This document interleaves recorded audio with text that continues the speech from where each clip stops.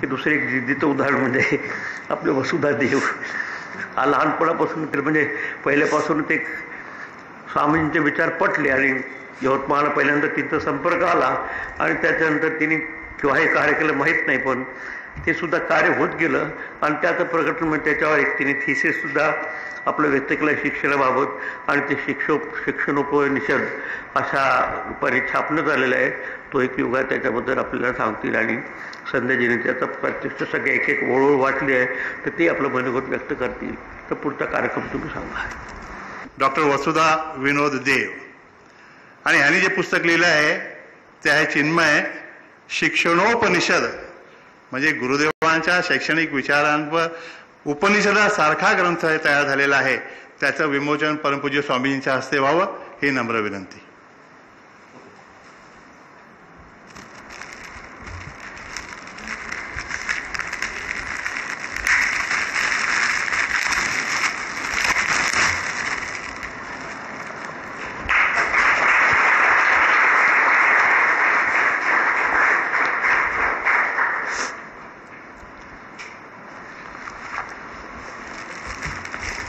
वसुधा देवाला पहिले कर.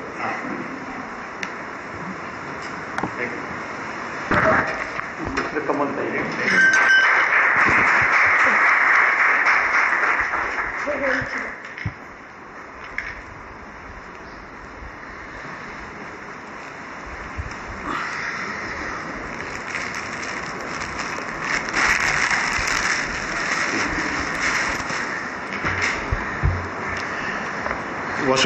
वसुधाताईंचा परिचय आणि त्यांच्या लिखाणाबद्दल आपल्याला माहिती ब्रह्मचारिणी संध्या चैतन्य देतील. त्यांना मी आमंत्रित केलं.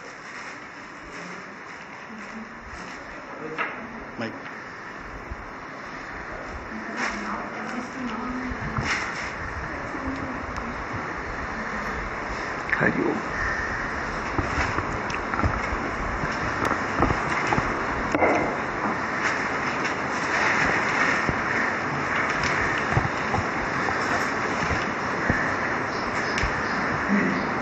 हरिओम.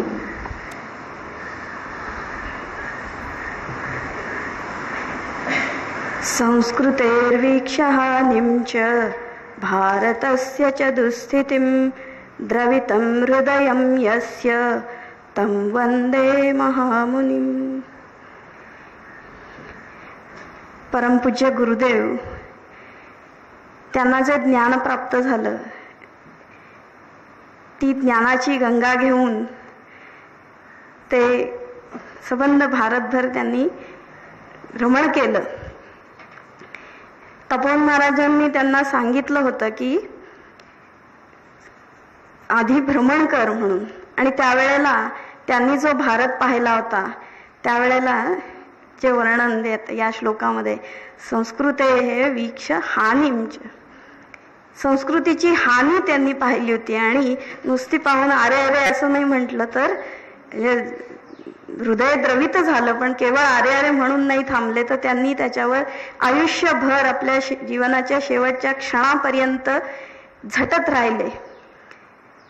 जे कार्य त्यांनी केलं, आपला वेदांत, आपली संस्कृती, भगवंतांनी इथे अवतरित होऊन जो गीतोपदेश केला त्याचा प्रचार आणि प्रसार त्यांनी तर शेवटपर्यंत केला, पण तसेच त्यांच्यासारखेच महात्मे तयार करून ह्या संस्कृतीच्या प्रसाराचं काम इतकं अखंडपणे गुरुदेवांनी, त्यांच्या शिष्यांनी आणि आपल्या चिन्मय मिशनमध्ये हे सतत होत आहे. पण आज आणखी एक क्रांतिकारी पाऊल पुढे पडत आहे. आज आपण जनरली बघतो की महात्मे किंवा आपलं वेदांत, आपली संस्कृती ही कुठेतरी फक्त त्या कार्यक्रमापुरती किंवा तेवढ्या संस्थेपुरती, किंवा गीता हे तत्वज्ञान किंवा वेदांत तत्वज्ञान आफ्टर रिटायरमेंट नंतर बघायचं, वाचायचं हे जे आहे. त्याच्यामुळे आपली संस्कृती किंवा हे अध्यात्म, हे तत्वज्ञान आणि जीवन ह्या गोष्टी काहीतरी दोन वेगळ्या आहेत असं एक झालेलं आहे. आपल्या संस्कृतीचा परिचय नवीन पिढीला नाहीये आणि कुठे पिढी जाती आहे ते आपण पाहतो आहोत. जर वेदांत तत्वज्ञान हे जीवनाचाच भाग करायचा असेल तर ते लहानपणापासून दिलं गेलं पाहिजे, त्याचे संस्कार झाले पाहिजेत. आणि सगळ्यात जास्त जे संस्कार किंवा जे शिक्षण मिळतं ते म्हणजे शाळांमध्ये. तर शाळेतल्या विद्यार्थ्यांना हे मिळालं आणि त्यासाठी म्हणून अभ्यासक्रमामध्ये जर हे आलं वेदांत तत्वज्ञान, आणि त्यासाठीच हा एक क्रांतिकारी उपक्रम आपल्या डॉक्टर वसुधा देव यांनी अतिशय स्तुत्य असा उपक्रम केलेला आहे.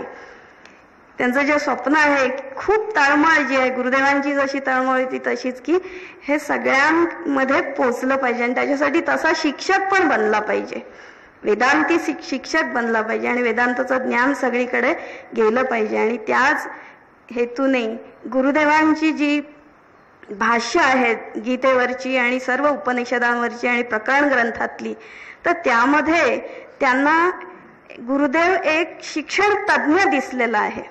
आणि हा शिक्षण तज्ज्ञ कसा, शिक्षण म्हणजे काय, जीवनाचा आणि शिक्षणाचा संबंध काय, शिक्षणाचा हेतू काय, जीवनाचा हेतू काय, ते शिक्षण कसं द्यायला पाहिजे.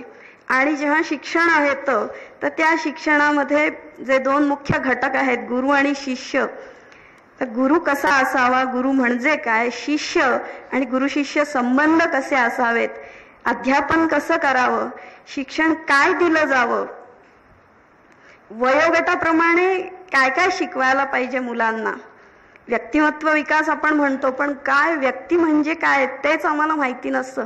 तर ते सगळं व्यक्ती, आपलं मन काय आहे, खरं शिक्षण म्हणजे काय, मनाला जिंकायचं, मनाला आवरायचं, रागद्वेषांना जिंकायचं, हे सगळे मुद्दे एक शिक्षण तज्ज्ञ म्हणून गुरुदेव कसे मांडतात.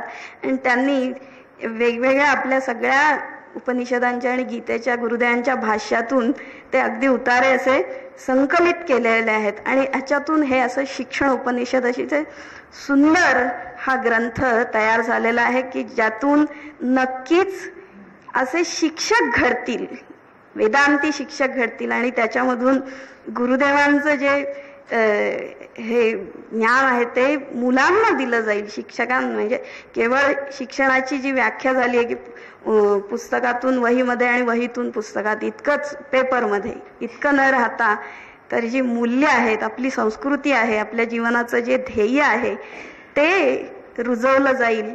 आणि असं हे सुंदर स्वप्न या ग्रंथातून होतं आहे. आणि त्याचं मोठं काम जे आहे, अतिशय परिश्रम करून त्यांनी केलेलं आहे, अतिशय जिद्दीने धाडसाने केलेलं आहे. आजच्या आपल्या या धर्मनिरपेक्ष वगैरेच्या ह्याच्यामध्ये हे एक धाडसच आहे खरं म्हणजे. खूप जिद्दीने आणि तळमळीने त्यांनी काम केलेलं आहे. त्या आहेत डॉक्टर वसुधा देव. आणि खरोखरच म्हणजे हे जे काम केलं त्या सगळ्यात प्रथम त्यांचा परिचय म्हणजे ते आपल्या चिन्मय मिशनच्या साधक आहेत, गुरुदेवांच्या भक्त, स्वामीजींच्या भक्त आहेत आणि सक्रिय कार्यकर्त्या आहेत. पण केवळ इतकंच म्हणजे आपण फक्त भावनांवर जातो, परंतु तेवढंही नाही, तर बौद्धिक स्तरावर विचारपूर्वक सगळं हे त्यांनी केलेलं आहे. कारण त्यांचं क्षेत्र पण तेच आहे, अध्यापन क्षेत्र. अकोल्याच्या अध्यापक महाविद्यालयामध्ये त्या अधिव्याख्याता म्हणून सध्या आहेत. गेली 18 वर्ष त्या या कार्यामध्ये आहेत. PhDचं पण मार्गदर्शन त्या स्वतः करतात. म्हणजे अर्थातच त्या स्वतः PhD आहेत, MCom, MA, MAd, PhD त्यांच्या सगळ्या इतक्या खूप, त्यांचे अनेक लेख प्रसिद्ध झालेले आहेत, 3 पुस्तकं प्रकाशित झालेली आहेत. आणि आता हे एक क्रांतिकारी असं आणि आपल्या चिन्मय मिशनला एक पुढचं पाऊल, किंवा आपण सगळीकडे ओपन, जसं ना मिशनमध्येच फक्त आपण हे ज्ञान प्रसार करत होतो, पण आता खुल्या युनिव्हर्सिटीमध्ये हे होत आहे. तर विद्यापीठ आयोगाने सुद्धा अनुदान त्यांना दिलं आणि त्यांनी त्याच्यातून हे कार्य मोठं त्यांनी केलेलं आहे. आणि आणखीन एक की हे जे पुस्तक आहे त्या पुस्तकाची जेवढी विक्री होईल ते सगळी रॉयल्टी चिन्मय मिशनलाच त्या देणार आहेत. तर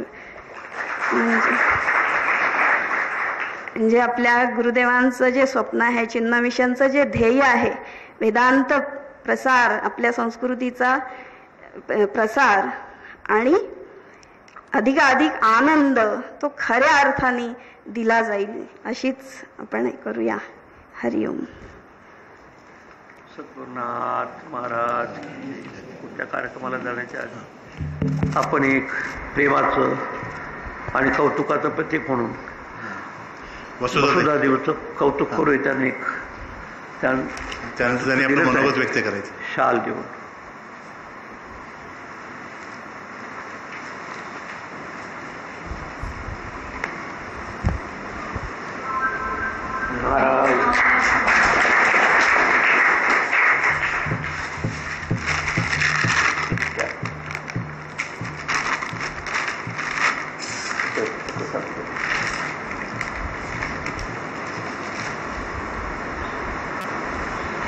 एक संध्या दिदीला तिने एक एक ओळ वाचली. माझं फक्त नाव घातलं त्याची गाईड म्हणून. तर मी पुन्हा मार्गदर्शन घ्यायचं, मॅनेजमेंटचं काम करायचं, बाकीचं काम असताना मी सांगितलं त्याला की मी काही वेळा मी येऊ शकत नाही, पण तुझं काम होणार आहे बाबतीत. तर ते तिने केलं विश्वासाने.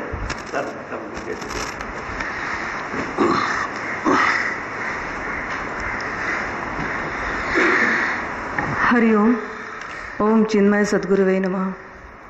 परमपूज्य गुरुदेव स्वामी चिन्मयानंद सरस्वती, परमपूज्य स्वामीजी, स्वामिनी मंगलानंदा, आत्मदेवानंदजी, इथे उपस्थित ब्रह्मचारी, आदरणीय ब्रह्मचारीगण आणि आदरणीय सर्व साधकगण, ह्या पुस्तकाच्या संदर्भात एक छोटंसं मनोगत व्यक्त करण्यासंदर्भात स्वामीजींची मला आज्ञा झाली. पुस्तकाच्या संदर्भात मनोगतच व्यक्त करायचं झालं तर सर्वप्रथम एक गोष्ट मी अतिशय आनंदाने इथे व्यक्त करू इच्छिते की एक गुरुदक्षिणा या स्वरूपामध्ये पुस्तकाचं प्रकाशन हा भाग नंतरच आहे. पहिला भाग हा आहे की ही एक गुरुदक्षिणा मी या स्वामीजींच्या चरणी अर्पण करते. हा जो शिक्षणोपनिषद ग्रंथ झालेला आहे, परमपूज्य गुरुदेवांनी तो करून घेतला. शब्द सगळे गुरुदेवांचेच आहे, माध्यम फक्त माझं निवडलं असेल कदाचित, परंतु एकूण एक शब्द हा गुरुदेवांचा आहे. हे मी इथे अगदी खरोखर आनंदाने, अतिशय आनंदाने इथे व्यक्त करू इच्छिते. जवळपास 1990 स्वामी चिन्मयानंदांच्या शिक्षणविषयक विचारांवरचा एक PhD ग्रंथ करावा, PhDचा अभ्यास करावा असा एक मनोदय होता. तसं नागपूर विद्यापीठामध्ये मी सबमिशनसुद्धा केलं, सिनॉप्सिस सबमिट केला, पण नागपूर विद्यापीठाने तो दुर्दैवाने नाकारला होता. त्यानंतर मी स्वामी गुरुदेवांचा आणि स्वामीजी विवेकानंद यांचा कंपॅरेटिव्ह स्टडी घेण्यासाठी प्रयत्न केला. तोही माझा प्रयत्न नाकारण्यात आला. 3 वर्षापूर्वी मी आणि स्वामिनी मंगलानंदा, गुरुदेवांचा महासमाधी दिन झाला आणि संध्याकाळी आम्ही बसलो होतो, लाईट गेलेले होते आणि मी स्वामिनींजवळ माझा मनोदय व्यक्त केला की इतके वर्ष झाले माझा विषय सतत नाकारला जातोय, मी आता फक्त गुरुदेवांच्याच विचारांवर जर काम केलं तर काय हरकत आहे. त्यांनी मला सांगितलं की तू स्वामीजींची आज्ञा घे आणि मग पुढे चाल. स्वामीजींनी आज्ञा दिली आणि त्या आज्ञेमध्ये एक आशीर्वाद सुद्धा मला प्राप्त झाला आणि मी ते प्रपोजल युनिव्हर्सिटीला पाठवलं, UGCला पाठवलं, युनिव्हर्सिटी ग्रँट कमिशनला. आणि अतिशय आनंदाची गोष्ट घडली की मला 50,000चं अनुदान त्याच्यासाठी सँक्शन झालं. त्या 50,000चं सोनं करायचं आणि त्यासाठी स्वामीजींचा आशीर्वाद होताच माझ्या पाठीशी. वारंवार त्यांच्याशी त्यांचं मार्गदर्शन मी घेत होतेच. मंगलानंदांचा प्रेमळ हात माझ्या पाठीवर होताच.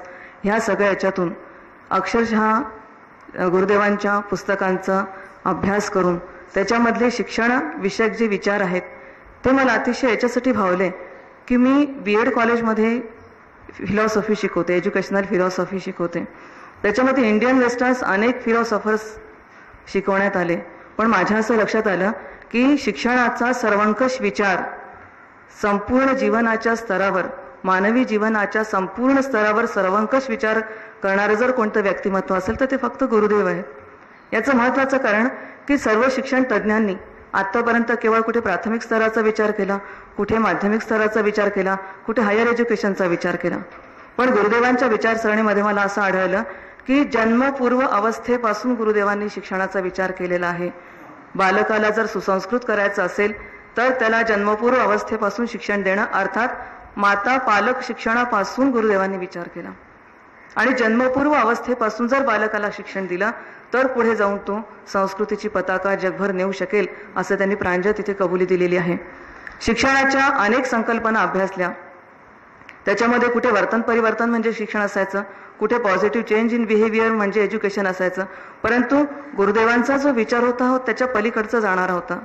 Total transformation, knowledge to wisdom, अशा प्रकारचा टोटल ट्रान्सफॉर्मेशनचा विचार गुरुदेवांनी जो मांडलेला आहे त्याच्यामध्ये केवळ वर्तन परिवर्तन हाच भाग नाही आहे, तर ट्रान्सफॉर्मेशनची जी संकल्पना त्यांनी मांडली त्या संकल्पनेला अनुसरून शिक्षणाचा एक सर्वंकष विचार त्यांच्या विचारांमध्ये मला आढळला आणि त्या विचारांनी एवढा प्रभावित झाल्यासारखं झालं की हे विचार आता सर्व शिक्षकांपर्यंत पोहोचायला हवे.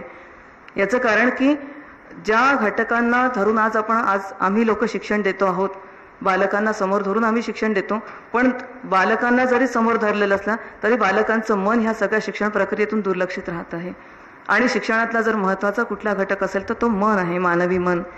आणि या मानवी मनाला अनुसरून या मानवी मनाचं उन्नयन कसं करायचं ही अतिशय सुरेख संकल्पना गुरुदेवांच्या विचारामध्ये मला आढळली.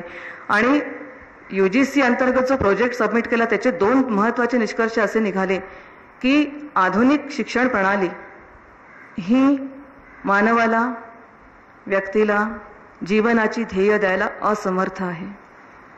आज नवीन शिक्षणाचे विचार येतात आहेत, परंतु जीवनविषयक ध्येय हे नेमके कुठल्याही शिक्षण प्रणालीमध्ये सांगितले गेलेले नाही की जीवनाची ध्येय काय असावी.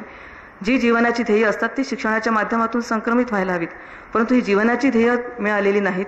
दुसरी महत्त्वाची बाब अशी निघाली की व्यक्तिमत्व विकासाची संकल्पना ही केवळ स्थूल शरीराशी निगडीत केलेली आहे, परंतु व्यक्तिमत्वाचा जर आपण 4 लेयर्सच्या दृष्टिकोनातून विचार केला तर त्या 4ही घटकांचा समन्वय, त्यांचं 4ही घटकांचं एकमेकांशी असणारा सुसंवाद ह्या दृष्टिकोनातून व्यक्तिमत्व विकसन आणि ह्या व्यक्तिमत्व विकसनाचा राष्ट्राकरता उपयोग ह्या सगळ्या संकल्पना गुरुदेवांच्या याच्यामध्ये अतिशय विस्तृत स्वरूपामध्ये गुरुदेवांनी आणि सखोल स्वरूपात मांडलेल्या आहेत. एवढंच नाही तर बालवयापासून जसं जन्मपूर्व अवस्थेपासून शिक्षण सुरू होत अगदी प्रौढावस्थेपर्यंत, वृद्धावस्थेपर्यंत शिक्षणाच्या अवस्था कशा आहेत, वेगवेगळ्या वयोगटांचा विचार गुरुदेवांनी केला. विज्ञान अध्यात्म यांचा सहसंबंध त्यांनी स्थापन केला. प्रत्येक गोष्ट विज्ञानाच्या कसोटीवर उतरवताना जर प्रयोग केले जातात तर प्रत्येक गोष्ट अध्यात्माच्या दृष्टिकोनातून घेत असताना सुद्धा तुम्ही प्रयोग करू शकता असं खुलं आव्हान गुरुदेवांनी दिलेलं आहे की या माझ्याबरोबर प्रयोग करा, मी तुम्हाला सिद्ध करून देऊ शकतो. विज्ञान आणि अध्यात्म यांचा सहसंबंध त्याच्यामध्ये आहे. एवढंच नाही तर धर्मसंकल्पना मला त्यांची फार भावली, कारण धर्म एका देऊळ मंदिर मस्जिद याच्यामध्ये आपण सगळं बंदिस्त केलेलं आहे. गुरुदेवांनी सांगितलं की धर्म हा मनुष्याच्या जर वासनेशी निगडीत असेल तर या वासनांचं उन्नयनीकरण म्हणजे धार्मिक शिक्षण आहे. ही संकल्पना जर शिक्षणवेत्त्यांपर्यंत पोहोचली तर मला असं वाटतं की धर्मशिक्षण ही संकल्पना अतिशय सार्थ होईल आणि धार्मिक शिक्षण नेमकं कसं द्यावं या संदर्भात एक विचार त्याच्या माध्यमातून सुरू होऊ शकतोय. ह्या सगळ्या विचारातून जो परिपाक निघाला तो आहे शिक्षणात शाश्वत विकासाकरिता शिक्षण. शिक्षण हे मानवाला द्यायचं तात्कालिक कारणांकरता शिक्षण देणं हे अनुचित आहे. शिक्षणाचा संबंध किंवा शिक्षणापासून एक शाश्वत स्वरूपाचा विकास मानवाचा व्हावा. मग शाश्वत विकास म्हणजे काय ह्या संकल्पनेचा उहापोह गुरुदेवांनी केलेला आहे. तो त्यांच्या शिक्षण विषयक जो अभ्यासक्रमाचे आराखडा व्हिजन त्यांचं गुरुदेवांचं जे दिसतं आहे आपल्याला त्याच्यामध्ये एज्युकेशन फॉर सस्टेनेबल डेव्हलपमेंट सध्या जगभर याच्यावर कार्य सुरू आहे.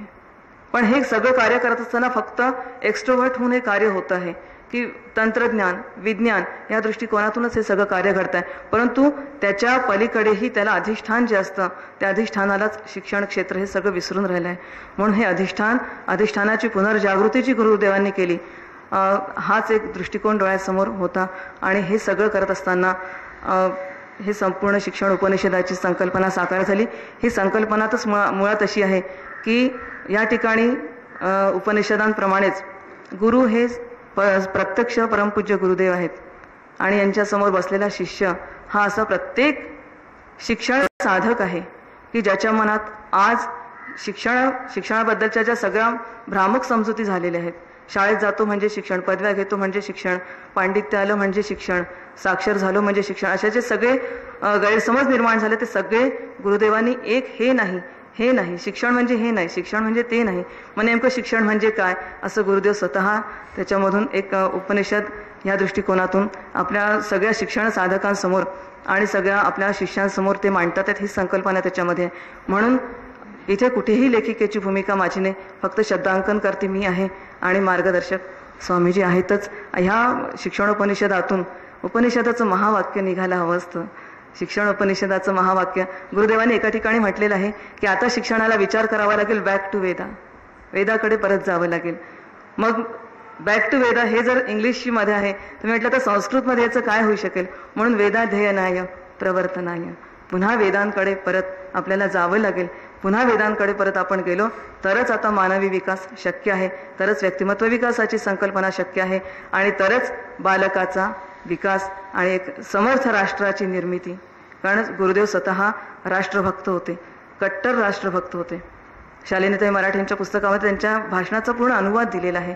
तर एका समर्थ राष्ट्राची निर्मिती जर घडायची असेल तर आज लहान लहान बालकांचं मन, त्यांच्या सुंदर मनाची निर्मिती ही अतिशय महत्त्वाची ठरते. हे सगळे विचार गुरुदेवांनी त्याच्यामध्ये मांडलेले आहे. मला असं वाटतं की आज या ठिकाणी हे कार्य संपत नाही किंवा प्रकाशन झालं म्हणून हे कार्य माझं थांबत नाही. याच्यानंतर माझं एक अभिवचन आहे स्वामीजींना की ही चिन्मय गंगा आता शिक्षण क्षेत्रामध्ये कशी नेता येईल, सगळ्या शिक्षकांपर्यंत कशी नेता येईल. कारण मी सुद्धा शिक्षकांसमोर उभी राहते आणि शिक्षकांना काही गोष्टी अध्ययन करायला भाग पडते. तर हे पुस्तक आता कसं अध्ययनामध्ये येईल आणि सिलेबसला कसं लागेल या दृष्टीने हा प्रयत्न माझा असेल. आणि ह्या प्रयत्नामध्ये आपला सर्वांचे आशीर्वाद, गुरुदेवांचे आशीर्वाद, स्वामीजींचे आशीर्वाद आहेतच. आणि हे कार्यसुद्धा यशस्वीपणे पार पडेल ही मला आज खात्री वाटते. हरिओम.